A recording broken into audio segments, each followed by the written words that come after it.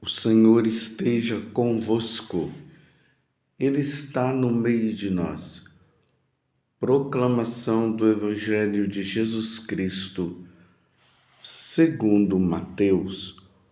Glória a vós, Senhor.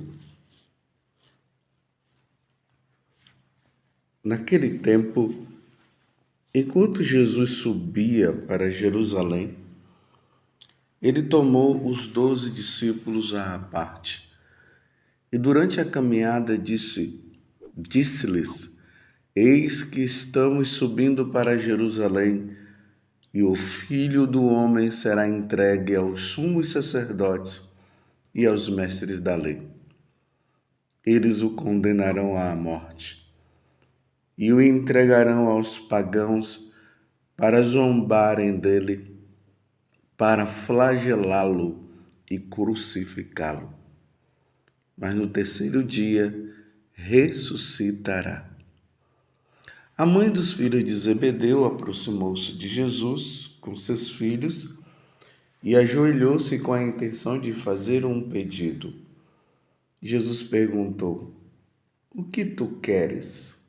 Ela respondeu: Manda que estes meus 2 filhos se sentem no teu reino, um à tua direita, outro à tua esquerda.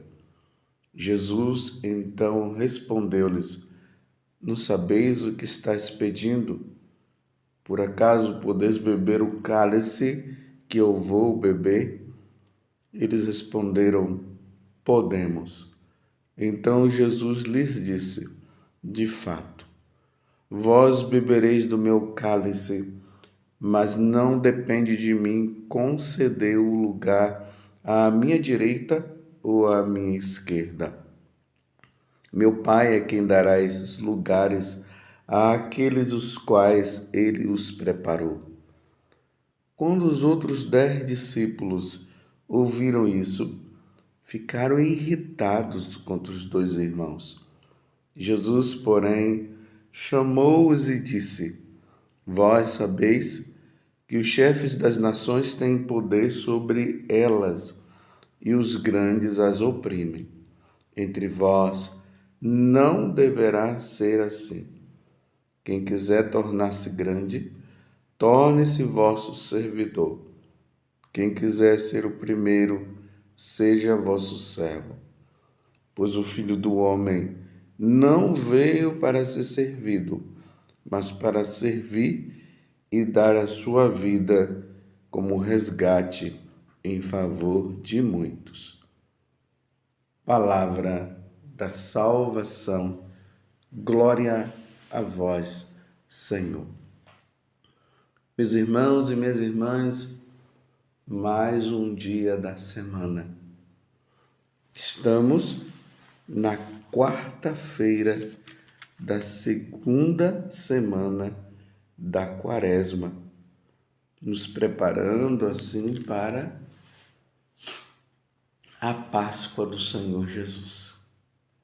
E essa preparação se dá através dessa grande convocação que a igreja está fazendo para todos nós católicos. Jejum, penitência, esmola, oração. Tudo isso é necessário para que nós possamos celebrar bem a Páscoa de nosso Senhor Jesus Cristo. E agora, no dia de hoje, nós já encontramos na primeira leitura, que é do livro de Jeremias, capítulo 18, do versículo 18 até o 20. Aqueles dias disseram eles: Vinde para conspirarmos juntos contra Jeremias. Um sacerdote não deixará morrer a lei, nem um sábio o conselho, nem um profeta a palavra. Vinde para o atacarmos com a língua, e não vamos prestar atenção a todas as suas palavras. Jeremias é uma prefiguração de Jesus Cristo. Os inimigos de Jeremias estão dizendo: vamos atacá-lo porque um sacerdote não deixará morrer a lei, nem um sábio o conselho, nem um profeta a palavra. Então, se é assim, vamos então atacá-lo, vamos pegá-lo. Essa palavra dá para entender justamente essa caminhada que Jesus está fazendo. Se lembra que ali no tempo comum nós estávamos vendo dia após dia o Evangelho de São Marcos e nós vimos Jesus que tinha entrado na sinagoga lá em Cafarnaum. Ele expulsou o demônio de um homem. O povo ficou admirado, depois levaram muitos doentes, Jesus curando os doentes, Jesus ensinando, o povo admirado com as palavras que saíam da boca dele. E eles diziam: nós nunca vimos um homem falar com tanta autoridade assim. Mas as autoridades religiosas já estavam planejando de matar Jesus. E Jesus foi percebendo, na medida que a fama dele ia crescendo, e isso é importante nós notarmos, a fama dele estava aumentando, tanto que em todas as cidades ali da Galileia, o que se falava era Jesus, esse tal Jesus, esse grande mestre, é o filho do carpinteiro, é o filho de Maria. E já estava saindo ali dos territórios de Jerusalém, da Judéia, de Israel, já estava indo para outros países, como a Síria, a Decápole, aquelas cidades, 10 cidades pagãs. Era a fama de Jesus estava crescendo, mas as autoridades religiosas já estavam percebendo que Jesus poderia ser um problema para eles e planejaram matar Jesus. E Jesus, percebendo que tudo isso estava acontecendo, agora ele já começa a dizer para os discípulos. Hoje nós estamos no Evangelho de São Mateus, o capítulo 20, do versículo 17 a 28. Jesus estava subindo para Jerusalém. E aí ele chama os 12 discípulos à parte. E aqui precisa se notar que os 12 seriam justamente aqueles que iriam levar a boa nova a todas as nações depois da sua ressurreição. E Jesus começa a dizer para eles: eis que estamos subindo para Jerusalém, e o Filho do Homem será entregue aos sumos sacerdotes e aos mestres da lei. Eles o condenarão à morte. Vocês veem que todas as vezes que Jesus fala, e ele falou mais ou menos umas 3 vezes para os discípulos isso, aqui em especial aos apóstolos, porque, como se fala, os discípulos eram 72 discípulos, mas os apóstolos eram os 12. Todas as vezes que Jesus falou, eles não entenderam.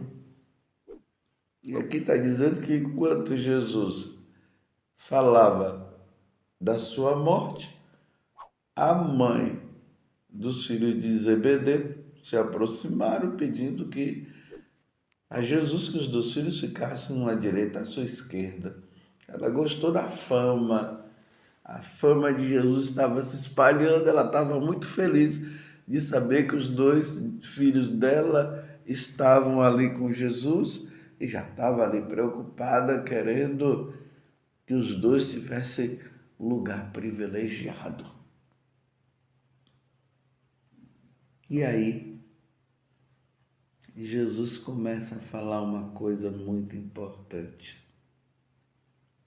A mãe dos filhos de Zebedeu aproximaram-se de Jesus com seus filhos e ajoelhou-se com a intenção de fazer um pedido. Jesus perguntou: o que tu queres? Ela respondeu: manda que estes meus 2 filhos se sentem no teu reino, um à tua direita e outro à tua esquerda. Está vendo a intenção dela? E Jesus então respondeu-lhe: não sabeis o que estás pedindo. Por acaso podeis beber o cálice que eu vou beber? Eles responderam: olha que os 2 discípulos estavam, os 2 apóstolos, né? Estavam querendo mesmo, hein? Estavam querendo. Então Jesus olha para eles e diz: vocês estão dispostos a beber o cálice que eu vou beber? Eles responderam: podemos, sim. Vocês querem? Podemos. Estão, por acaso, com disposição para beber o cálice que eu vou beber? Eles responderam: podemos. Então Jesus disse: de fato, vós bebereis do meu cálice, mas não depende de mim conceder o lugar à minha direita ou à minha esquerda. Meu Pai é que dará esses lugares àqueles para os quais eles os preparou. Então vejam, meus irmãos, Jesus está falando uma coisa muito importante. Os seguidores dele terão que passar pelo mesmo caminho que ele passou. Será levado aos tribunais, como Jesus já havia falado. Será condenado. Depois de condenado, mortos, para depois ressuscitar e ir para a vida eterna. Esse é o caminho dos seguidores de nosso Senhor Jesus Cristo. A calúnia, a perseguição, ser deixado de lado pelos amigos. Os inimigos estarão ali cercando, procurando uma maneira de prender, de caluniar. Porque muitas vezes as pessoas pensam que seguir Jesus significa ter glória, ter fama. Quantas pessoas seguindo Jesus estão ainda nessa fase da fama? É a primeira fase. É a fase da multiplicação dos pães. É a fase da batição de palmas, da glória. Hoje é assinar livros, é tirar foto, fazer uma selfie, mandar uma mensagem para alguém da família, quando é sacerdote, mandar uma bênção. E as pessoas são cercadas por multidões. Essa é a primeira fase. A segunda fase é quando vai se gerando incômodo. Incômodo, tanto as autoridades religiosas que não querem levar uma vida segundo o Evangelho, e nós vimos ontem Jesus falando isso ali no Evangelho de São Mateus, capítulo 23, ele mostrando para os discípulos: vocês estão vendo os mestres, os doutores da lei, façam o que eles dizem, mas não façam o que eles fazem, porque eles não vivem o que estão dizendo. E as autoridades as civis, que vão colocando leis que vão contra o Evangelho, que vão contra os mandamentos, que vão contra Jesus. E essas leis vão sendo criadas e vão colocando justamente em perigo os seguidores de nosso Senhor Jesus Cristo. Aí entra as autoridades religiosas que querem ser fiéis e o povão que quer ser fiel.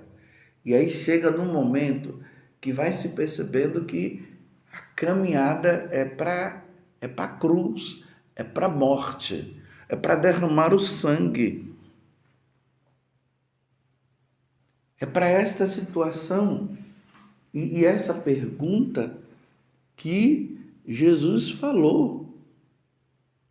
Jesus perguntou: o que tu queres? Ela respondeu, quando Jesus fala para a mãe, né?